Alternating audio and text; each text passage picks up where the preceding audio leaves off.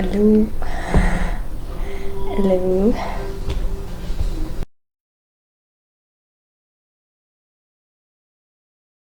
Alright, munchkins all around. Alright, let's go ahead and begin with this section of Job. As we had mentioned in our last video, we're talking about the oscillations. I'm going to use that word hopefully more than a few times, but the oscillations that are happening between the higher self and the lower self. And we can witness this through Job and his friends' conversation. They get some points in there that are really speaking from their higher selves. As we discovered the last conversation we had, God's words coming through Job's friends. But now they're getting worn down. They're getting a little bit bummed out by the way Job is speaking. And now they're reaching from their lower selves, and they're reaching from fear to try to persuade him away from talking so despairingly, so negatively. It kind of backfires on them, I would say, because it's not helpful to a man who's grieving. It's not helpful to a man who's in sorrow to come and attack him in a way with these hypotheticals, right? They're talking about, the result of a godless person and, what will happen to a godless person, when we very well know that this is not the case with Job. He's God-filled and he's God-fueled. He relies heavily upon the Lord. But that doesn't mean that his sorrow is not, going away. That doesn't mean that he's not strong. He really needs help in a very strong sense. As we know, he is a hurt and broken man during this time, so the best we can practice is empathy. Job as well is oscillating between his higher and his lower selves, reaching up for those far-winded questions and reaching up for those lengthy and what I'm trying to say, those good answers. He wants good answers from his friends, and he's kind of getting the opposite at this time. But nonetheless, let's start out with this quote here. All colors will agree in the dark. This is on Unity in Religion by Francis Bacon. How good that we were just talking about the unity of individuals, of souls, in our last reading. The unity in religion, all colors will agree in the dark. So when it is dark, what is left? All we have left is light. And then light, of course, reveals the other colors. But really, all is the same in the dark. It really just reminds me of this little antidote here. When I come out and the lights are off, I can't tell sometimes who is who when I'm talking about my children here. There's Kong, there's Air Force, and Fiasco. Air Force and Fiasco are beginning to have a very similar frame. So in the dark, especially even him and his mother, they're very hard to tell apart, and I can only tell them apart by how their fur feels, and feeling their actual bodies I can kind of tell, like, okay, you are you.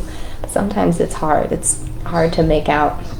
Even last night I was standing on the porch calling them in, and somebody was sitting up in the neighbor's yard on their ladder, and I couldn't tell if it was the big cat or the mama cat. And it just had me thinking, oh, that goes really well with this quote here, all colors agree in the dark. Remind me, Lord, so I can talk about it. It's kind of a pointless anecdote, but it just gives you a little bit of a sense of what this means. When we are stripped away of our souls, of our flesh, of our carnal nature, we just become a soul. And everything is really illuminated. Everything is understandable. Everything is on the same plane. We understand each other. We understand each other because we're not looking at the physical features of ourselves. We're not even practicing in this carnal mind and spirit anymore, or in our carnal flesh. We're not present in it anymore. So everything is understood. Everything agrees. Everything is on, a level of understanding. That's just where I'm going to put it. But this is where Job and his friends are longing to reach. It's not happening. They need an intercessor, if you will. But we have here chapter 12. Can you hear the music kind of loud? Is it kind of loud? Ian loves to play music early in the morning. I'm wondering if I should tell him to turn it down. I don't feel like shouting. Alright, it's fine. Okay. Hey, baby. Just give me a second, because it does distract me just a little bit.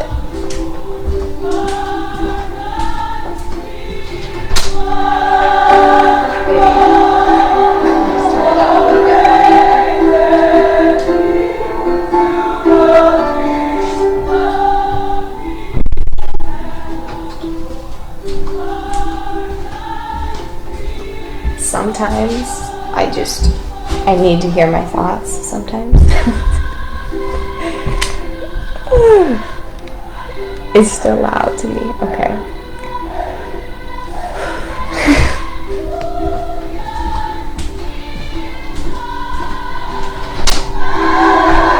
It's still very loud. Like I can't do what I need to do.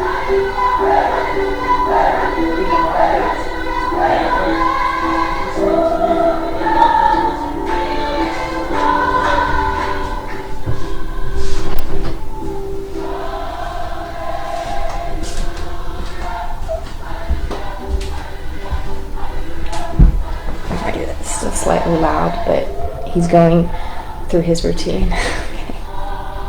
So now we have Job, part 3. We're going into chapter 12. It says here, "But then Job replied, 'Ask the animals, and they will teach you, or the birds in the sky, and they will tell you, or speak to the earth, and it will teach you, or let the fish in the sea inform you.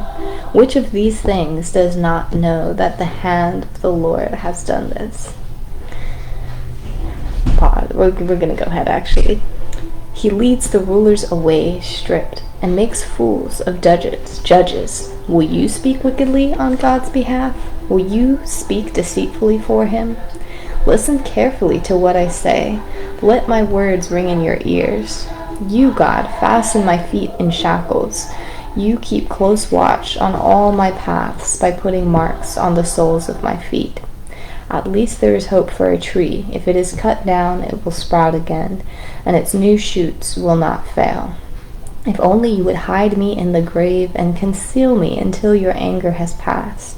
My offenses would be sealed up in a bag. You will cover my sin." So he is really reaching out to God. He is speaking to God, and he's also trying to talk back to his friends and let him know, like, listen, God is the only one that I can rely on, the only one that will ease this pain. He is all-powerful. He keeps close and careful watch of me. And I feel like I'm being failed. That's what he says. He feels like he is being given up on. He feels like he is being failed. And so, again, this is a hurt man. This is somebody who's in pain. This is somebody who's experienced it all in a sense of very, very high highs and very, very low lows. Then we have Eliphaz the Temanite. He replied, "Are you the first man ever born? Were you brought forth before the hills? Listen to me, and I will explain to you. Let me tell you what I have seen.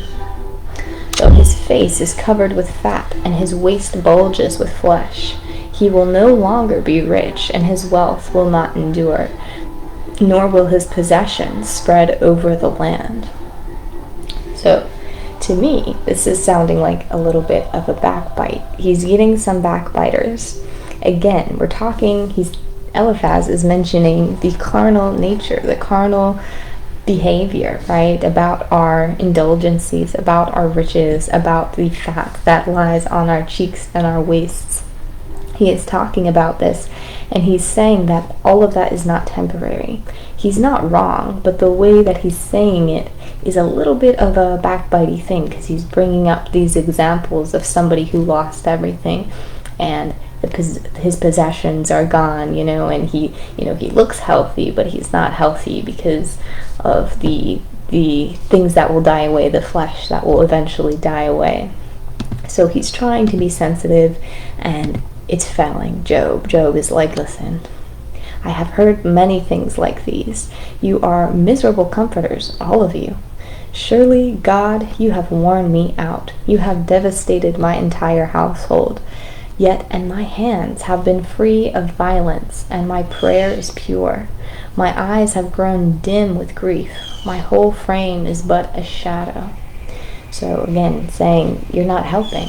You're not helping, and I am tired. I am devastated. God has put this upon me. I can only rely upon God to get me out. He's saying despite all of this happening, he at least feels this purity starting to grow out of him. Okay, he's saying his hands are no longer enacting violence. His prayer is now pure, but he is empty. He feels like a frame. I mean, what happens when we lose everything, right? All of our possessions, that carnal nature, I will say it again and again, when we feel like that is disappearing, we feel like we're losing a part of ourselves. And that is the trick, and that is the lower self trying to retain the power, that demon, if you will, trying to retain its power and trying to retain its identity. So as long as we can become aware of it, not necessarily giving it the attention that it deserves, but being able to observe it and not cowering away and being fearful of it, we can begin to understand, and we can begin to lay that part of ourselves at rest. It says, Bildad the Shuhite replied, "The vigor of his step is weakened. His own schemes throw him down. The memory of him perishes from earth. He has no name in the land." And again, Bildad is not necessarily talking about Job. He's talking about a godless man. And he's beginning to put Job in this box of being a godless man, again, because he's misunderstanding and he's confusing his lower self with his higher self. The friends are kind of associating Job with, like, the higher self is the one who has it all. It's the one who has it all, who has the family, who has the goods. And now that it's gone, they're trying to pit him in this sense of, yes, there's this man that's been weakened, and yes, there's this man that used to be great and good, and now he's no longer. So Job is replying, "How long will you torment me and crush me with words? Though I cry violence, I get no response. Though I call for help, there is no justice. My breath is offensive to my wife. I am loathsome to my own family. I myself will see him with my own eyes. I, not another. How my heart yearns within me." So again, he's calling out to the Lord, none other than the Lord. And he is really wanting a physical being, whether that be his friends. He wants God himself at this point. His friends, he's like, go away, you're useless to me. But he's really asking for God to appear in front of him. And he really wants that physicality. What was I trying to say, though, with the friends? He's calling out to God. Okay, I had something else to mention, too. But he recognizes, I guess, his friends oscillating between the higher and the lower selves, and he can't stand, even from the beginning, they were trying to help, and he was, doing his best to explain, he wants somebody to rely on, he wants somebody to depend on in his broken time, and that could literally only be God. He wants somebody to relate with him and comfort him and say beyond the words that they're saying, that just again and again and again reaffirm everything's going to be okay, that type of nature. But they're starting to put fear into him instead. All right, then it says, "Then so far the Namathite replied, though the pride of a godless person reaches to the heavens, and his head touches the clouds, he will perish forever like his own dung. He will not enjoy the streams, the rivers flowing with honey and cream. The heavens will expose his guilt, and the earth will rise up against him." So again, to use these words towards a broken man, not the most helpful. Even though they may not be talking directly about him, they are putting that example out there, like, don't do this, don't become prideful, don't become godless. But really, that's not the remedy, right, that he needs at all. He needs God to literally just shoulder him, wrap him up in a giant bear hug, and stand him up on his feet and reposition him just so he appears better. Although he still may be brokenhearted on the inside, he just wants to appear better so his friends will stop tormenting him and he can, live again. So this, you guys. That's really the end. I thought this would go on a bit longer, but we will continue another time. And we are already through chapter 20, so I'm really wanting to finish this book by Thanksgiving. I think we are able to do it. I think it would be a good ending point. Thanksgiving, we celebrate, we enjoy time with our families, we are grateful, and we experience the joy that our higher self would experience. And be peaceful, be loving. It would be a great time. So God bless you guys. Thank you for listening. I will talk to you again very soon. Bye-bye.